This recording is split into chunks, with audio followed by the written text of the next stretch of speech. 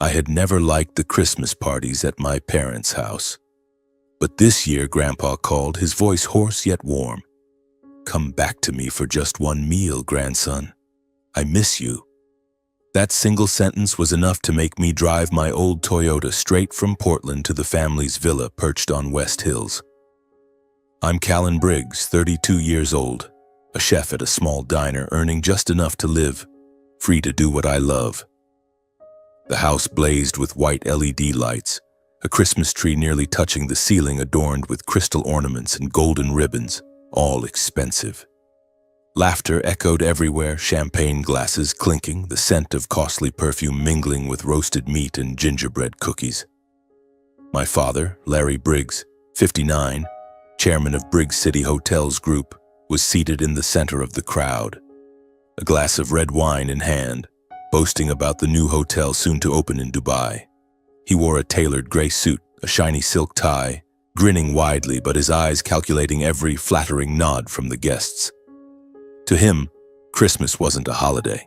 It was a stage for his performance. My mother, Harlow Briggs, 57, sat beside him, her sequined dress sparkling, lips painted bright red, always wearing a perfect wax-like smile. She managed the restaurant system within Dad's hotel chain, and she managed how others saw our family. Perfect, wealthy, flawless. I sat at the corner of the long table next to Grandpa. Theodore Briggs, 80, wore an old gray sweater with a frayed collar confined to a wheelchair the family dismissed as junk. He was frail, his hair snow-white, veins bulging on his hands, yet they were still warm when he held mine under the table. He was the only one in this house who ever taught me that money can't buy peace, that a simple meal of rice and vegetables could be delicious if shared with those you love. I came here for him and only for him. The party was reaching its peak. Laughter, soft jazz music, the clink of silverware on porcelain plates. Grandpa lifted his soup spoon, his hand trembling slightly. A drop of tomato soup fell onto the pristine white tablecloth. My mother saw it and whipped around, her face twisting as if she'd witnessed something unforgivable. Her perfect smile shattered in an instant, replaced by a cold sneer. "Oh my God, Dad!" Her voice shrilled, sharp as a razor scraping glass, loud enough to silence the entire room. "You dirtied the table again. Do you have any idea how much this Italian silk tablecloth costs? Do you know how much effort I put into preparing this party?" The music still played, but no one heard it anymore. All that remained was the tiny clink of Grandpa's spoon falling onto his plate, faint yet piercingly clear. He bowed his head, his veined hands trembling violently, shrinking into his wheelchair as if trying to disappear. But Mother wasn't done. She smirked. "Well, we're used to it by now. A crippled, useless old man leeching off this family, sitting in that wheelchair all day. For years, what have you done besides defiling everything around you? It's Christmas, and you can't even maintain decorum for your children?" The room fell deathly silent, the air thick and heavy. The aunts and uncles who had been laughing and chatting moments ago now stared down at their plates, pretending to be busy with their slices of ham. No one dared look up. No one dared breathe loudly. I felt my heart pounding, hot blood rushing to my head, my hands clenched under the table until my knuckles turned white. My grandfather, the man who taught me to tie my shoes, to knot a tie, to tell fairy tales in his warm, raspy voice, was now curling up like a scolded child. His shoulders shook. I saw a tear roll down his cheek, falling onto his old pants. And no one defended him. No one. The anger inside me exploded like gasoline meeting flame. I didn't think anymore. I only knew that if I stayed silent now, I would never forgive myself. I stood up abruptly. The chair toppled behind me with a crash, echoing in the deadly silence. "Mom, apologize to him right now." My voice wasn't loud, but it was enough to draw every eye to me. My mother turned, her eyes narrowing like a cat's. "What did you say, Callan?" My father slammed his wine glass onto the table with a clink. "Sit down right now," he roared. "Are you trying to ruin my party?" I didn't sit. I stood there, fists clenched so tight my nails dug painfully into my palms. "I said you have to apologize to Grandpa. Right now." The room was pin-drop silent. I could hear the wall clock ticking like hammer blows. My father stepped toward me, his face red from wine and embarrassment in front of the relatives. You dare talk back to me in front of everyone? His voice shook with rage. Who the hell are you to lecture me? To lecture your mother on how to behave? I looked him straight in the eye.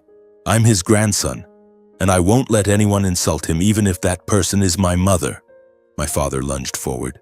The slap rang out like thunder. Smack! My head jerked back. My tongue went numb, the metallic taste of blood filling my throat. The room froze. I heard someone gasp softly, then whispers spreading like wildfire. My father pointed at my face, veins bulging in his neck. You ungrateful brat! You insolent fool! Who do you think you are, embarrassing me in front of the family? If you want to defend that useless old man, get out. Take the old geezer and never come back to this house. My mother stood behind him, lips pressed tight, eyes gleaming with contempt. She said nothing more, but that look said it all. To her, I was now just trash to be discarded. I stood there for a few seconds, my mind blank. My left cheek burned. Blood still lingered in my mouth. I looked around, familiar faces now avoiding my gaze. No one spoke up. No one. I turned to Grandpa. He was hanging his head, hands gripping the wheelchair armrests tightly, shoulders trembling. I knelt beside him, gently placing a hand on his shoulder. Grandpa, let's go home. He looked up at me. His old eyes clouded with tears, but he smiled. He nodded faintly. I pushed his wheelchair through the rows of elegant chairs, past curious stares, past whispers behind our backs. Each step felt like 1,000 pounds. I heard my father still shouting from behind, "Go and don't ever come back." The front door opened. The night wind rushed in, biting cold. Snow fell lightly, blanketing the path in white. I helped Grandpa into my decade-old Toyota, folded the wheelchair into the trunk, then slid into the driver's seat. I turned the key. The engine roared to life in the quiet night. I glanced in the rearview mirror. The brightly lit villa was still there, but now it was just a strange, distant light. I placed my hand on Grandpa's. His was ice cold, but gripped mine tightly. "Let's go home, Grandpa." He said nothing, just nodded slightly. The car pulled away, leaving behind the dazzling Christmas lights and a family I had just lost forever. I didn't cry, but inside my chest, something had shattered completely. I drove for 30 minutes without either of us saying a word. The snow fell thicker, blanketing the windshield. The wipers squeaked rhythmically. Grandpa sat in the passenger seat, staring straight ahead, but I knew he saw nothing beyond the darkness and the wounds that had just been torn open again. My apartment was on the 3rd floor of an old building on Southeast Division Street in Portland. The door opened to the lingering smell of burnt fried onions from yesterday. I flipped on every light. The yellowish fluorescent glow illuminated peeling walls, a folding table, a single bed with broken joints, and a sink full of unwashed dishes. I was so ashamed I wanted to sink into the floor. "Sit here for a moment, Grandpa." I hurried to the kitchen, opened the nearly empty fridge, and pulled out leftovers from yesterday's shift. Half a roasted chicken, some mashed potatoes, and a few steamed green beans. My hands shook as I reheated them in the rattling old microwave. I set everything on the small table, added a glass of warm water, then knelt on one knee in front of his wheelchair. "Eat, Grandpa. I'm sorry." My voice was hoarse. "I couldn't protect you. I let Mom say those things. I let Dad hit me in front of you. I'm so useless." Grandpa looked at me for a long time. His eyes were cloudy, yet a warm spark still glowed in them. He placed his bony hand on my head and stroked gently, the way he did when I was little. "It's not your fault, Callan." His voice was raspy and slow. "I'm the one who bothers everyone.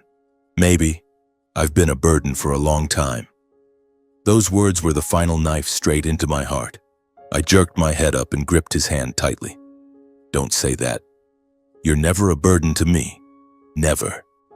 I fought to keep my voice from breaking. "From now on, you live with me. This apartment is small, old, and lacking, but it's our home. You're the only family I have left." He looked at me, lips trembling as if to speak, then simply nodded. A tear rolled down his cheek and fell onto the back of my hand, scalding hot. I tidied the apartment quickly. By the time I finished, it was nearly 2 in the morning. I helped him into my bed, tucked the blanket carefully around him, and sat on the edge for a long while. Only when I heard his steady breathing did I dare lie down on the rickety folding cot I'd just set up. The next morning, I woke at 5 o'clock. Grandpa was still asleep.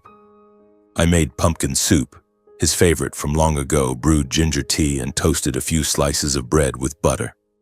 When he opened his eyes, I was already in my chef's uniform, backpack slung over my shoulder. "I'm off to work, Grandpa. I'll try to come home early tonight." I kissed his forehead like a child. "If you need anything, call me right away. My number's taped to the fridge." He smiled, the first smile since that fateful Christmas night. A new life began, and it was harsher than I'd imagined. Grandpa's medicine, rent, living expenses, everything piled onto my shoulders at once. My diner salary wasn't enough for both of us. So every evening I ran to the supermarket 3 blocks away to wash dishes from 6 p.m. to 10 p.m. After that, I helped in the warehouse until 12:30 a.m., sometimes nearly 1 a.m., before dragging myself back to the tiny apartment. Grandpa was already asleep. I barely had time for a cold shower, a change of clothes, and a short nap before getting up to make his breakfast. I cut every personal expense. No coffee from cafes, no weekend beer, not even cheap cigarettes. Grandpa knew everything. He saw me growing visibly thinner, the dark circles under my eyes, the fresh burns on my hands from hot dishwater. He felt guilty and often said, "Maybe I should go to a nursing home. You're suffering like this and I can't bear it." Each time I knelt beside his wheelchair and hugged him tightly. "If you leave, I'll die. You're all I have." Gradually, he stopped saying it. The little apartment slowly took on the breath of a real home.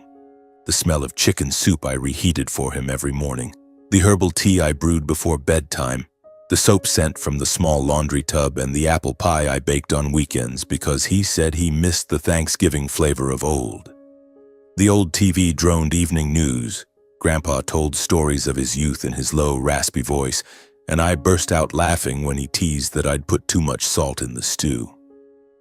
Some days he showed me how to fold napkins into swans like he did when he worked in grand hotels, and the two of us sat at the tiny table laughing until tears streamed down our faces.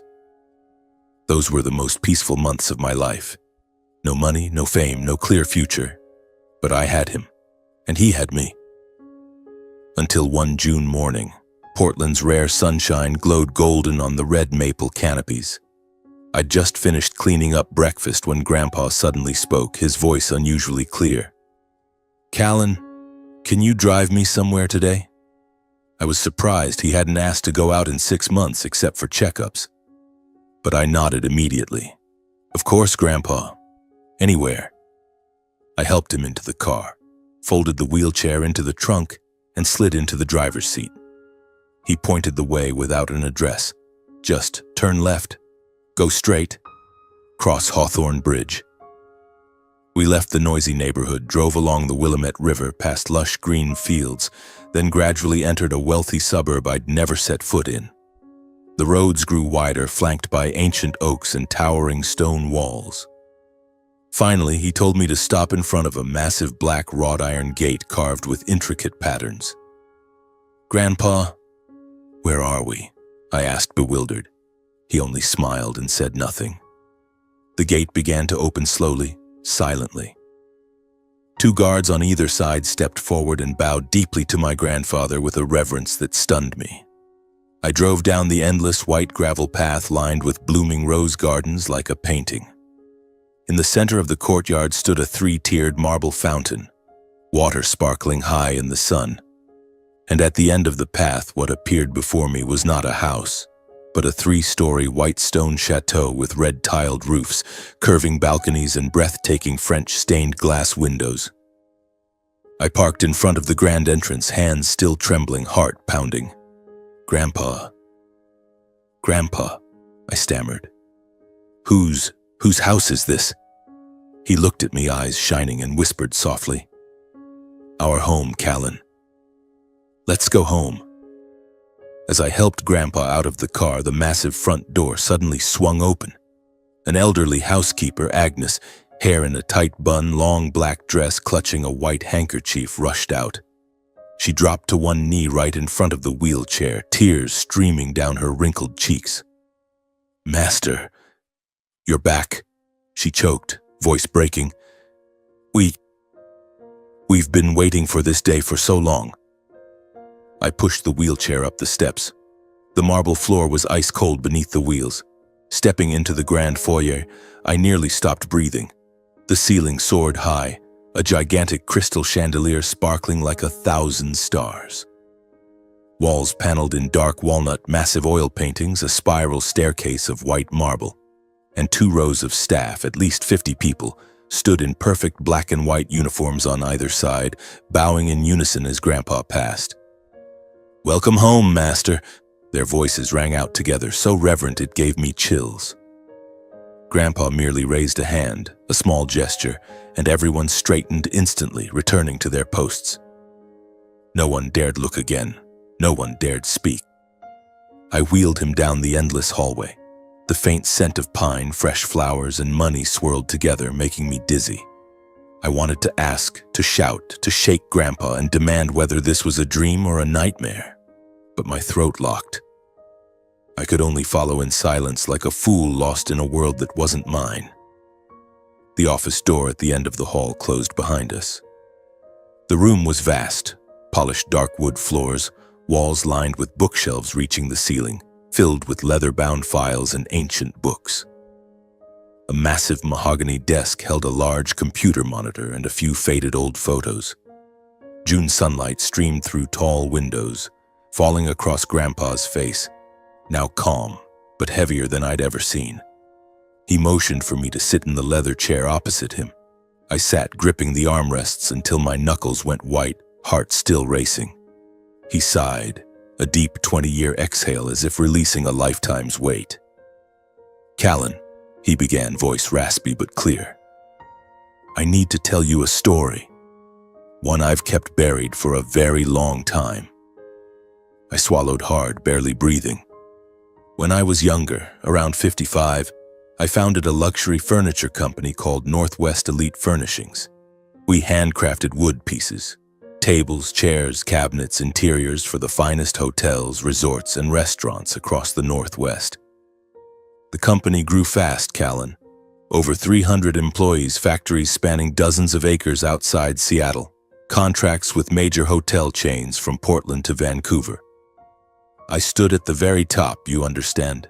They called me the king of Northwest furniture. Newspapers covered me. Clients booked orders a year in advance. He paused, eyes gazing far beyond the window as if reliving those days. Then in just 3 months, everything collapsed. Orders canceled en masse. Finances drained for no apparent reason. A rival conglomerate in Seattle suddenly released collections identical to our exclusive designs. Our biggest contract was stolen.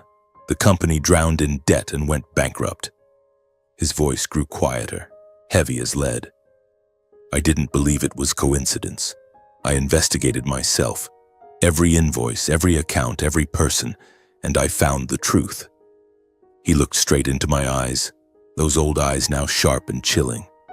Someone betrayed the company, betrayed me, and that person was Larry, your father.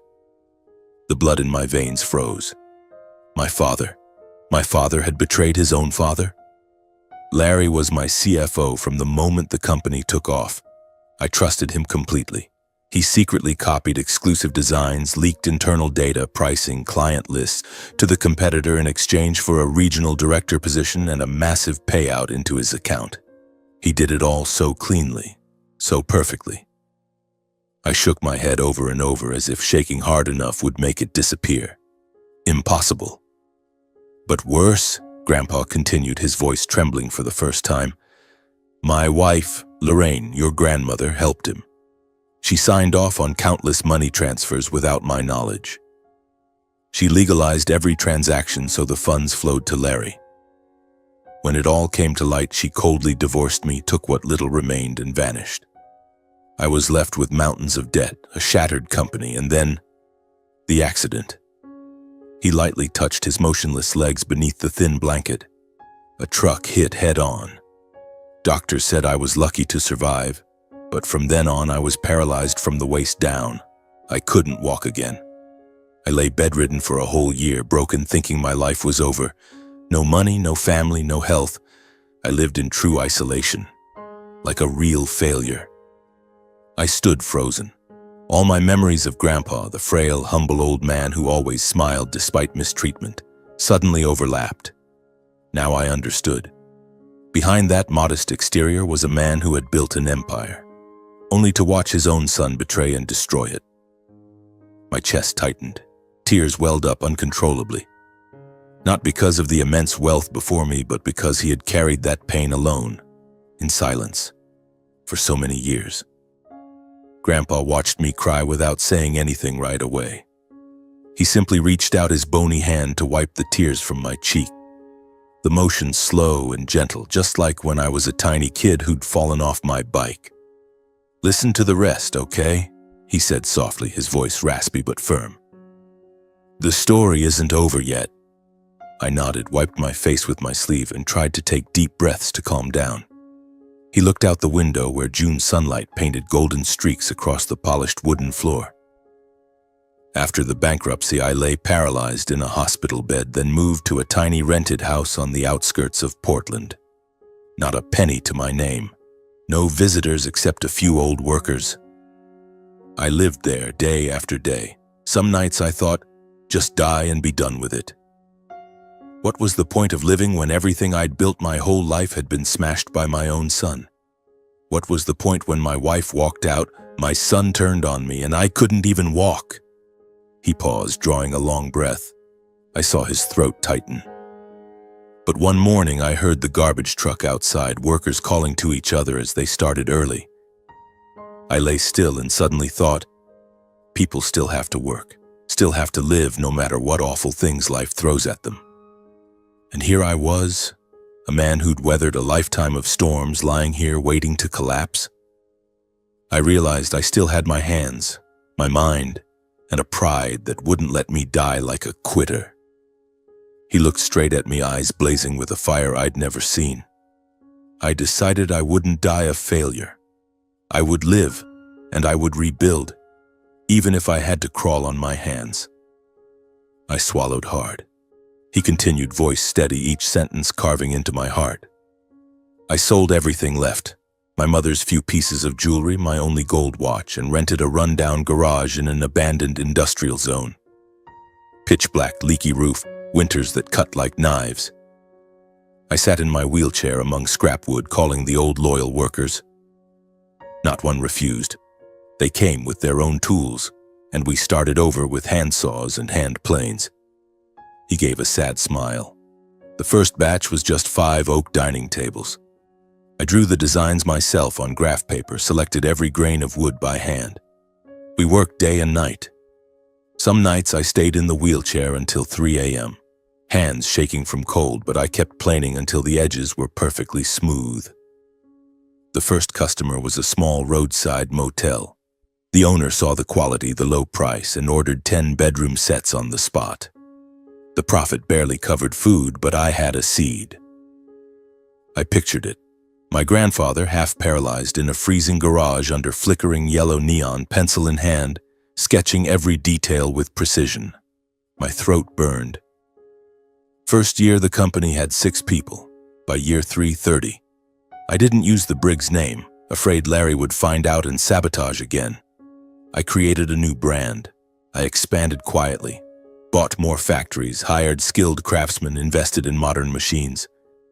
But I still sat in the wheelchair, still wore old clothes, still ate cheese sandwiches. No employee knew I'd once been a big-shot boss. He chuckled softly, dry but full of pride. By year 10, we had 3 factories, contracts with America's largest hotel chains, hundreds of millions in annual revenue. I bought back the original Northwest Elite land, through a shell company. I rebuilt the factory 3 times larger, but never hung the old sign. I wanted Larry to never know he was sleeping on his father's money. I shook my head, unable to believe my ears. You did all this alone? Alone in a wheelchair, he corrected lightly, but never alone in spirit. I had the old workers who'd been with me since the 5 tables. They knew the truth. They kept the secret. They were my real family. He looked at me, eyes glistening. Not just the workers. I hid everything for decades, wealth, company, even my true condition. I deliberately maintained the image of a weak, poor old man. His voice turned bitter. As he spoke, something inside me twisted. Childhood memories flooded back like an old film reel spinning on its own.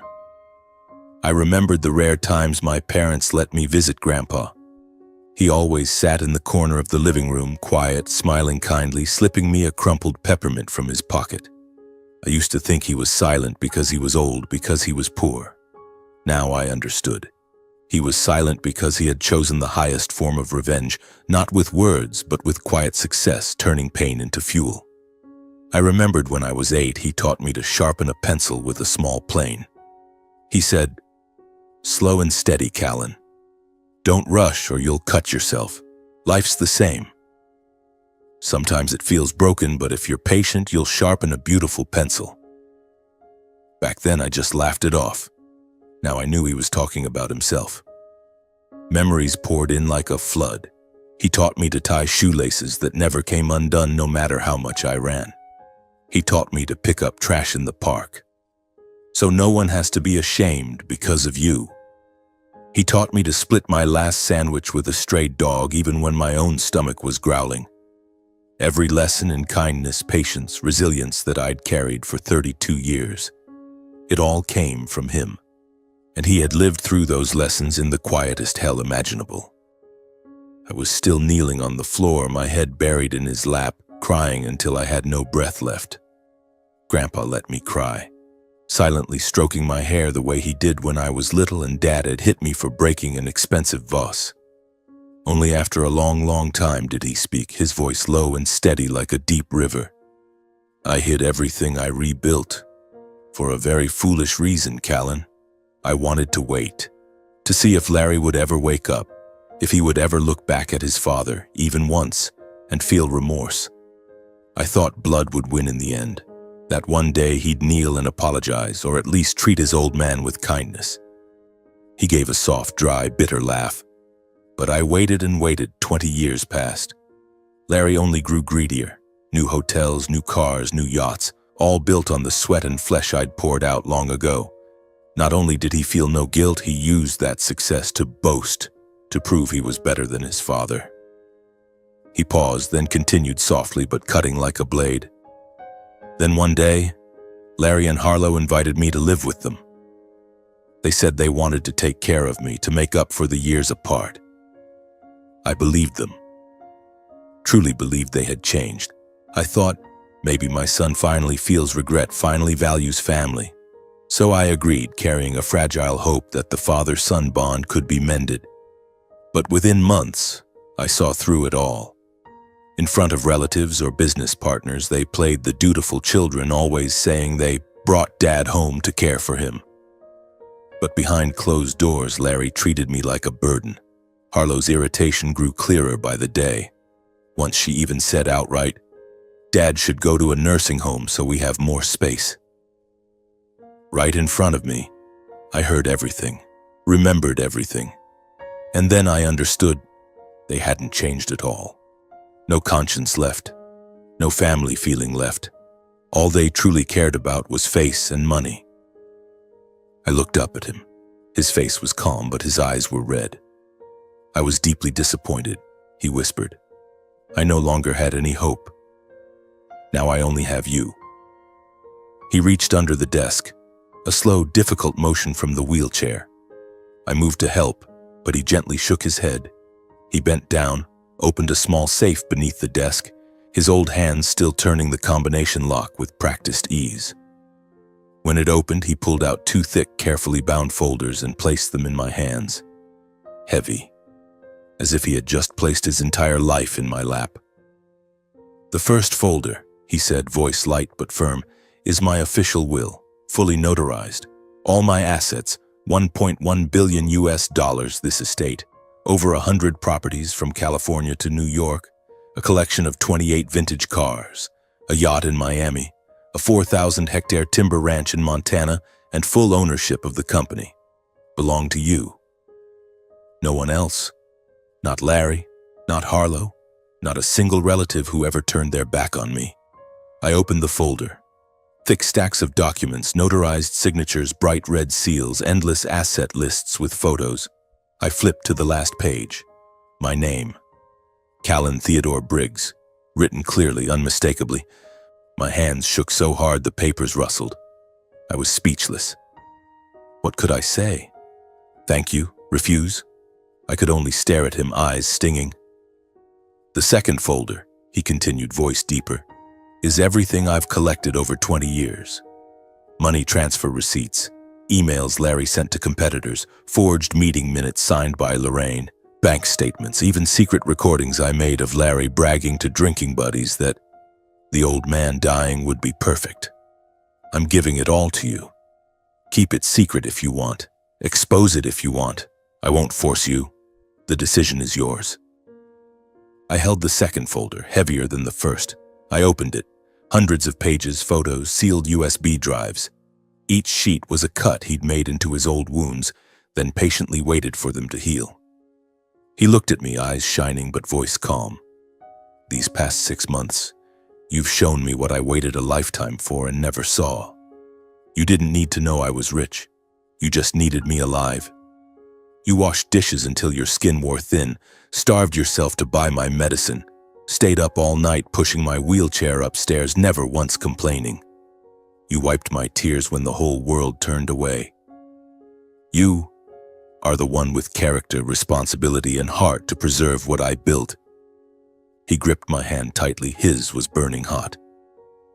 You deserve to inherit everything, not because of blood, but because your heart chose right. I fell silent. I couldn't cry anymore. My chest felt heavy, as if something had shattered and been rebuilt at the same time. I held the 2 folders on my lap, feeling their weight clearly. The weight of 20 years of pain, 20 years of patience, 20 years he carried alone. I knew from this moment my life would never be the same. No longer just a poor chef in Portland. No longer the son slapped in front of relatives, despised by his mother for defending his grandfather. I was now the heir to a vast fortune. The owner of a furniture empire. The one holding evidence that could send my parents to prison. I bowed my head and kissed the back of his thin hand. I won't let you down. He smiled, the most relieved smile I'd ever seen. I know you won't. Then I hugged him for a long, long time. Outside, the staff kept working, the fountain kept trickling, the world kept turning. But in this room, there were only the 2 of us. One man who had lost everything and rebuilt it from ashes, and one who had just been handed the world, along with the duty to protect it. The days that followed passed like a slow dream. I moved into the mansion, sleeping in a room so vast my footsteps echoed. The staff called me young master and bowed whenever I passed. I still wore my old t-shirts, still brewed my own coffee, still wasn't used to someone opening the car door for me. Grandpa chuckled at my awkwardness. You'll get used to it just like I did long ago. But every night I lay awake. The 2 folders sat on the desk like ticking time bombs. One held an entire fortune. The other held hell itself. I opened them again and again, memorizing every transfer amount, every line in Larry's old emails to competitors. The old man's about to die, move fast. I felt disgust, pain, and anger, a cold, silent fury that burned steadily in my chest.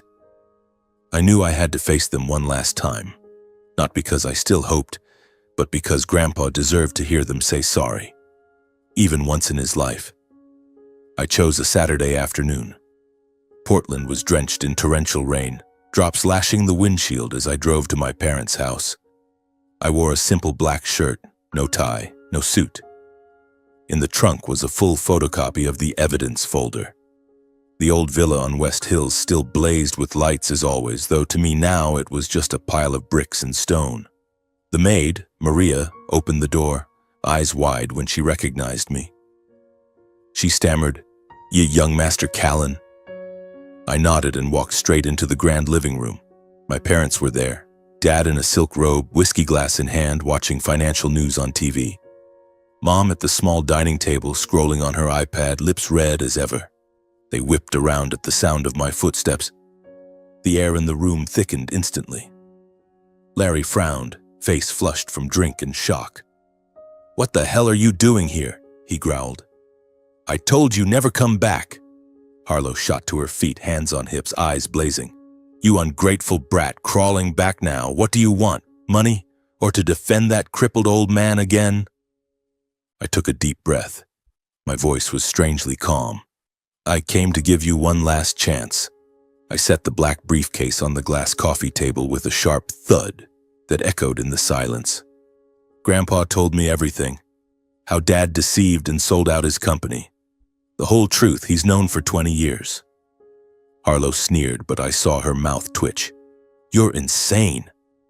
That senile old fool stuffed your head with nonsense. He's nothing but a leech, a cripple, useless. Now he's about to die and dragging you down to get revenge on your parents?" That was the final straw. Blood rushed to my head, but I kept my voice even. "Do you want to hear the last chance or not? Admit what you did. Apologize to Grandpa, I'll forgive you. And it ends here."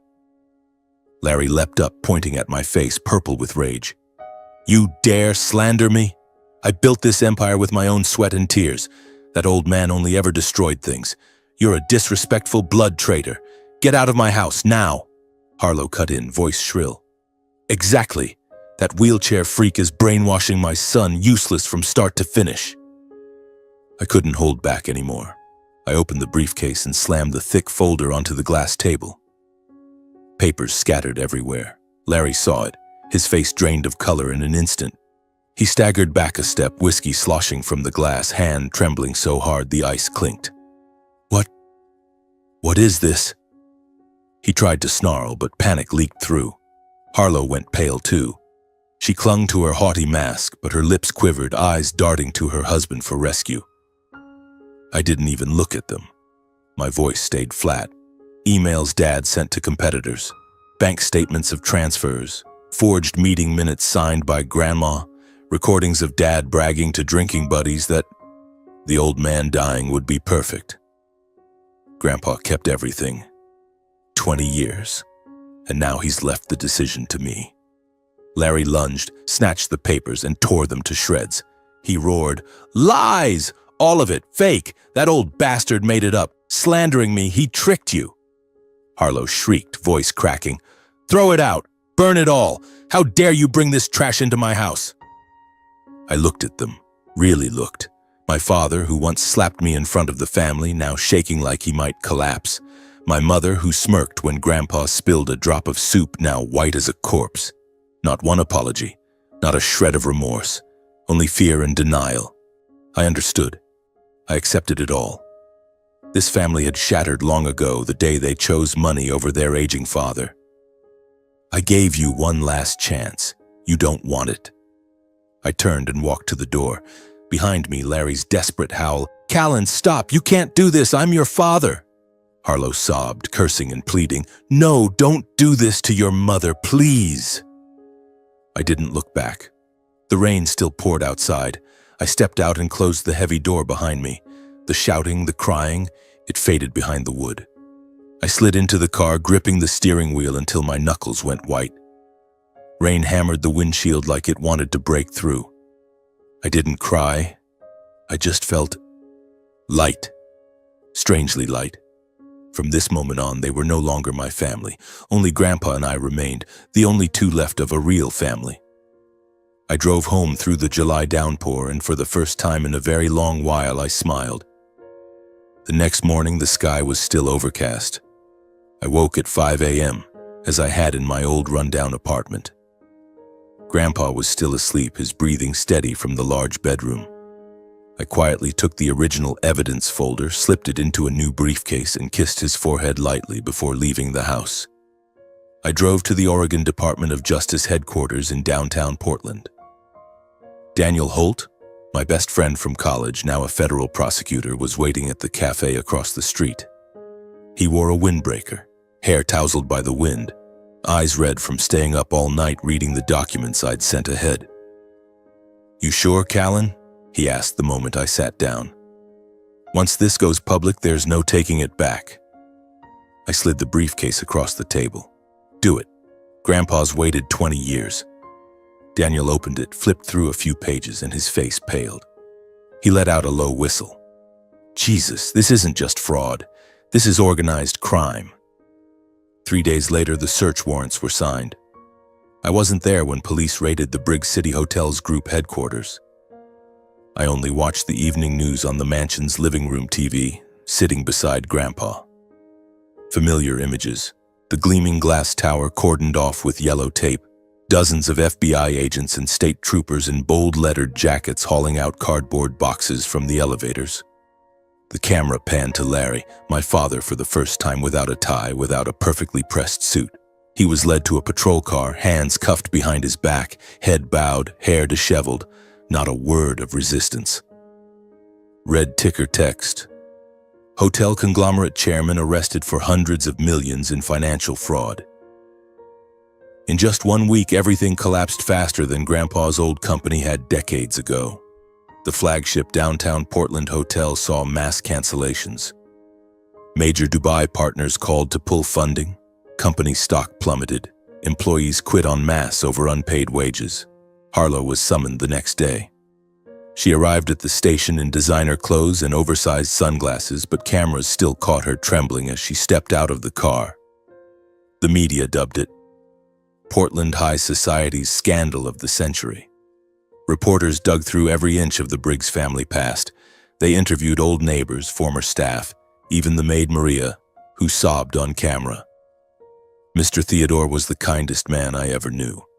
They treated him like garbage. I didn't watch it all. I turned off the TV and looked at Grandpa. He sat gazing out at the rose garden, silent, only squeezing my hand gently. The trial lasted 8 months. 8 months I had never lived so slowly. I attended every day, sitting in the back row in a plain black jacket. Larry never once looked at me. Harlow did, but her eyes held only a mix of hatred and pleading. Prosecutor Daniel called over 30 witnesses. Grandpa's old workers, now gray-haired, took the stand and recounted the days he sat in a freezing garage, wheelchair-bound, sketching designs with trembling hands. They brought original blueprints photocopied and sent to competitors under Larry's signature. They brought emails, bank statements, forged contracts. Every figure matched Grandpa's records perfectly. Larry hired the state's most expensive lawyers, but it was useless. Each time they attacked a witness, Daniel produced another piece of evidence, as if Grandpa's vault were bottomless. On sentencing day, the courtroom was packed with reporters. The judge, an older woman with an icy voice, read the verdict. Larry Briggs, the defendant, is convicted of large-scale commercial fraud, document forgery, tax evasion, illegal asset transfer, and intentional severe damage to a business enterprise. Sentence: 18 years imprisonment, no parole. The gavel struck. Larry stood frozen, face ashen, knees buckling. 2 officers had to hold him up. Harlow Briggs, the defendant, is convicted of complicity in concealing illicit assets and receiving property derived from crime. Sentence: 4 years suspended, 2 years house arrest, $105 million civil restitution. The court ordered seizure of the entire Briggs City Hotels group, every hotel, every account, every property in Larry's or Harlow's name. When it ended, I stood and walked silently to the door. No looking back, no tears. In the hallway, reporters swarmed like a broken hive, microphones thrust in my face, camera flashes blinding. Are you satisfied with the verdict? Will you forgive your parents? Does Mr. Theodore have a statement? I paused for a second, looked straight into the lens. I only did what was right. The rest is up to the law.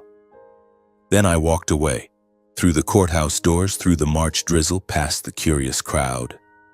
I drove home. Grandpa was waiting in the living room in his wheelchair by the fireplace, holding a cup of hot tea. I knelt beside him, resting my head in his lap like when I was little. "It's done, Grandpa." He stroked my hair, voice raspy but unusually light. "It's done, grandson. Now we can sleep in peace." I buried my face in his lap, and for the first time in those long 8 months I cried, not from pain, but because finally my grandfather had received justice, even if everything was far too late. Though it hurt, I knew this had to be done, to end a chain of wrongs that had lasted years. So Grandpa wouldn't carry that pain to his grave, and so I, finally, could live with a clear conscience. Everything settled like a river after a great storm. One autumn morning, with golden leaves blanketing the courtyard, Grandpa wheeled into the dining room and placed an old, worn employee badge in front of me. "Tomorrow you start work with me." I was stunned. "Grandpa, but I only know how to hold a pan and cook. I don't know anything about wood machines or factories." He just smiled kindly, his eyes seeing straight through my fear. "Then start from the bottom. Wipe tables, plane wood, sweep the shop floor. Everyone begins at zero, Callan. What matters is that you're willing to learn." I knelt, took his hand, feeling both anxious and grateful. "I can do it, Grandpa, as long as I get to learn from you." My first day at the factory, no one knew who I was. They only saw a guy in a green work uniform and hard hat, standing amid the fragrant pine dust, carefully planing chair edges. Grandpa sat in his wheelchair in a corner of the shop, pretending to read the paper, but I knew he was watching me. I ruined 3 boards, got blisters on my hands, and my back ached. But that evening I grinned at him. "Today I planned a table leg without it being crooked." He nodded, eyes shining. "Good. Keep going tomorrow." I learned every step: selecting wood, drafting designs, assembly, PU coating, quality control. I slept in the workers' break room, ate dusty rice with the crew, listened to them tell stories of how Grandpa once ran the entire factory from his wheelchair with just a small bell. No one knew I was his grandson. They only knew me as Callan, the hardest working guy in the shop. A year later, he put me in charge of a small production line. 2 years in, I was sitting in meetings with international partners, signing $100 million contracts for designs I'd drawn myself. Employees started whispering, "Callan's just like the old boss." I only smiled. I knew I still had a long way to go before I deserved to stand beside him. But time waits for no one. In the second winter, he began to cough.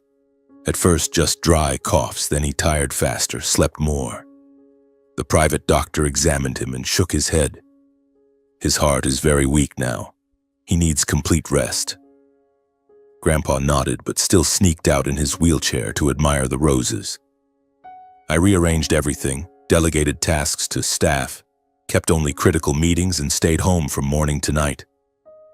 I wheeled him to the back garden, tucked a blanket around him, told him about the factory, new hires, the latest contract. He smiled, but the smiles grew weaker. Some days he dozed off mid-sentence, head resting on my shoulder. I sat motionless for hours, afraid to wake him. That spring, he became fully bedridden.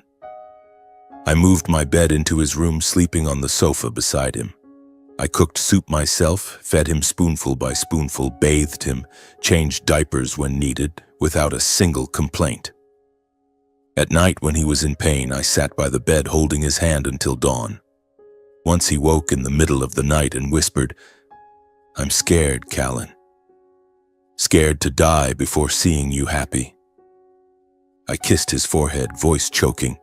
"I'm already happy, Grandpa, because I have you."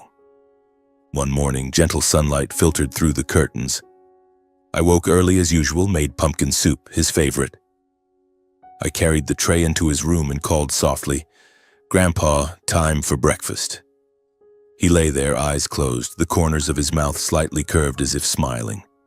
I set the tray down, sat on the edge of the bed, and took his hand. It was still warm, but no longer gripped mine as before. He was gone. Gently, without pain. Only absolute peace on his aged face. I held him and cried until I had no voice left. The sobs of a grown man losing the person he loved most in the world for the first time. The funeral was exactly as he had instructed, simple, unpretentious. No wreaths, no press, no brass band, just a natural pine coffin and a modest plaque. Theodore Briggs, carpenter of kindness. Over 1,000 people came to pay respects. Old workers with snow-white hair leaned on canes in long lines. Company employees wore work uniforms, not suits. Even neighbors from the old rundown apartment showed up, bringing wildflowers picked by the roadside. They spoke of him, the man who quietly funded scholarships for their children, fixed furniture for the whole block for free, smiled from his wheelchair even when insulted. I stood there in a white shirt, unable to speak.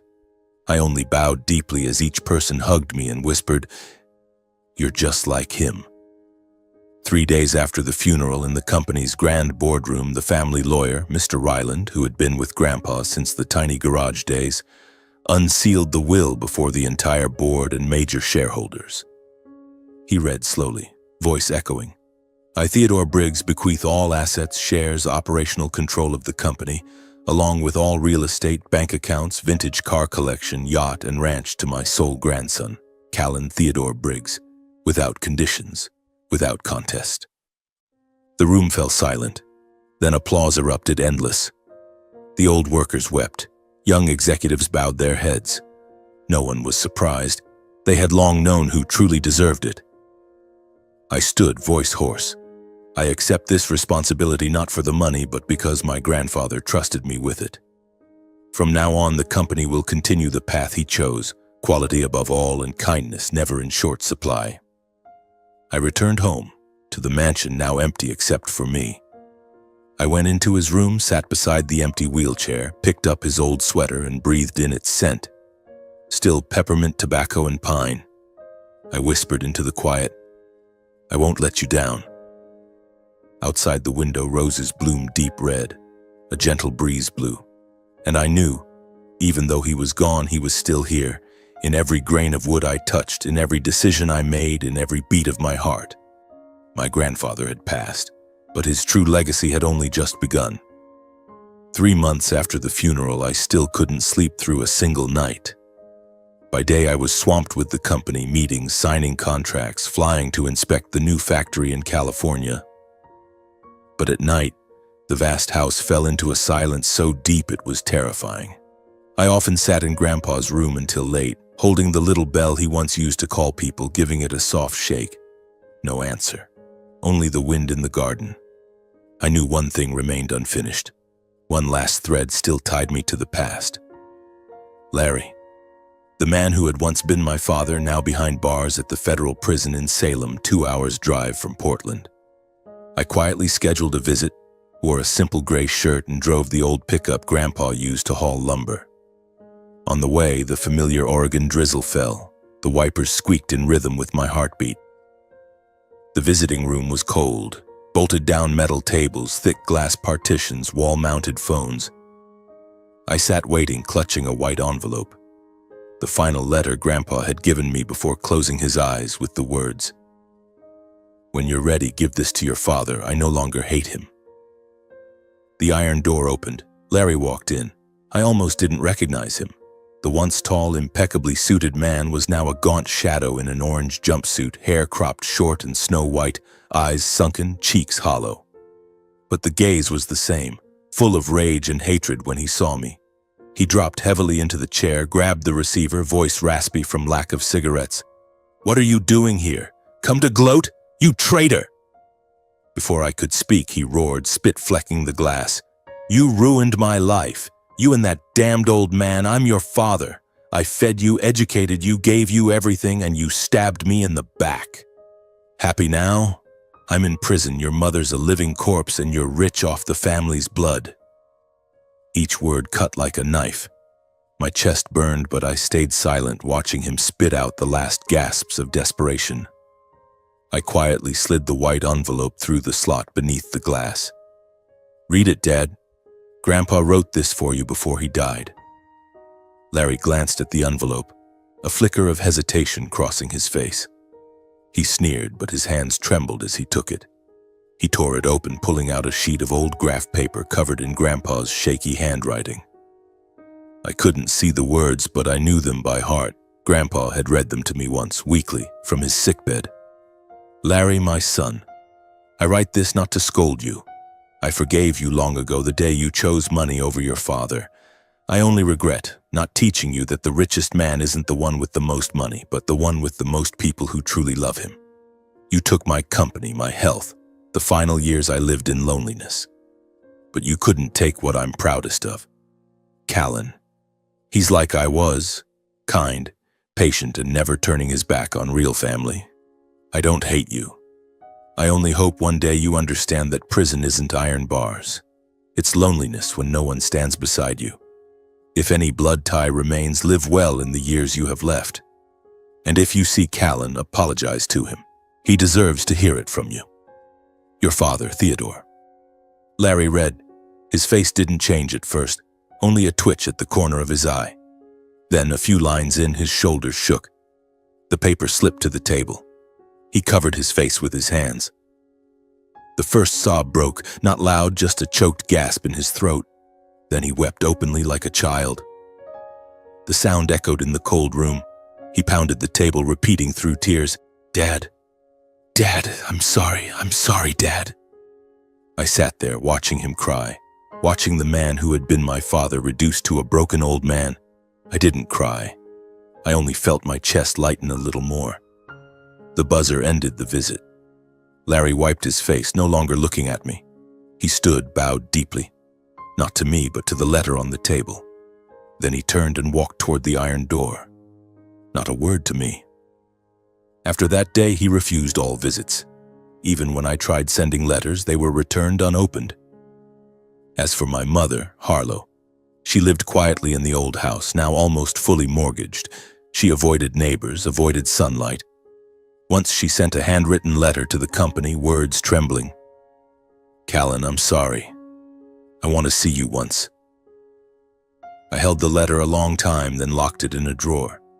No reply, not out of hate, but because meeting would only hurt us both more. I let go of the past, truly let go. I poured myself into the company, renamed the brand Briggs Furnishings. The first time the Briggs name appeared publicly after years in hiding. I expanded factories, signed deals with Asia's biggest conglomerates, placed products in hundreds of five-star hotels. The press called me the brilliant heir. But at every press conference, I said only one thing. I'm just continuing what my grandfather started. 5 years later, the company became one of the strongest furniture names in the Northwest. I still wore old t-shirts in the shop, still planned wood myself when needed. The workers called me Mr. Callan with genuine respect. And then I met her, Valentina, on an afternoon while checking progress on a new furniture prototype at the factory. I still kept the habit of walking the shop floor daily, hearing the machines, touching raw boards, watching the craftsmen. Those things reminded me where I came from. That day, Valentina stood before a new table sample, arms full of design files, so absorbed she didn't notice me approaching. When she turned, she nearly collided with me. The drawings scattered on the floor. I bent to pick them up. She did too. Our hands brushed and we both froze.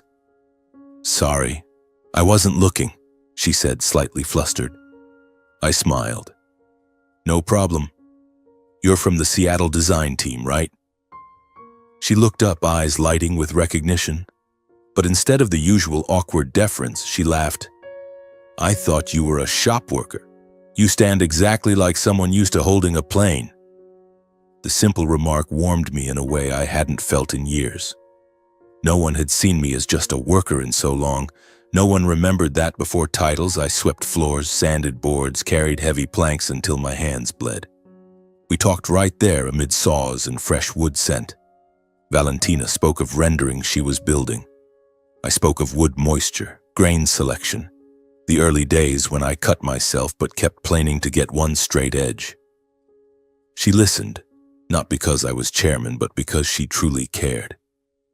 I don't remember how long we talked, only that when I left the shop my heart felt light, as if I'd found something perfectly right. After that, we met in the sample room, the print area, the back garden where I walked in the evenings. She never deferred to my title, never held back. Just spoke to me as two people passionate about beauty and precision. I loved that naturalness, that clarity, something I thought I'd lost forever. Love came softly, like breathing. No drama, no grand gestures. Just each day I wanted to hear her voice a little more, stand beside her a little longer, see her smile one more time. We married in the rose garden behind the house, on a gentle afternoon that felt like a blessing. No big party, no press, just flowers, sunlight, a few dozen loved ones, and the empty wheelchair at the front row, where Grandpa once sat, now only sky and memory. When Simon was born 2 years later, my life became complete in a way I never dared dream. Every afternoon I pushed the stroller through the garden, looked up at sunlight filtering through the roses Grandpa planted, and told my son about the great-grandfather he never met. A man who sat in a wheelchair but stood tall on honor and kindness. Valentina often sketched us from the side. Sometimes she whispered, "I want him to grow up like you." And every time I saw clearly that what Grandpa planted in me, patience, kindness, integrity, was being passed on in the simplest ways. I lived quietly without fanfare. Just enough strength to preserve his legacy and build my own family.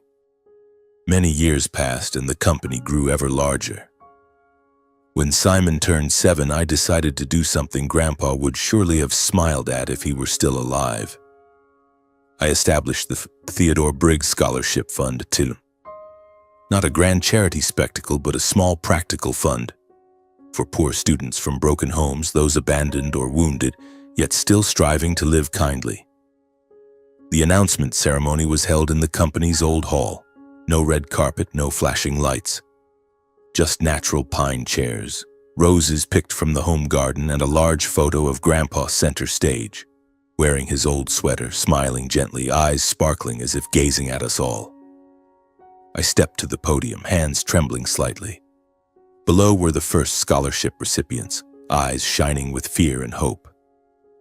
Grandpa's old workers, now gray-haired, Valentina and Simon in the front row, my boy waving at me. I looked up at Grandpa's photo. Strangely, I felt he was truly here. I took a deep breath and began to speak.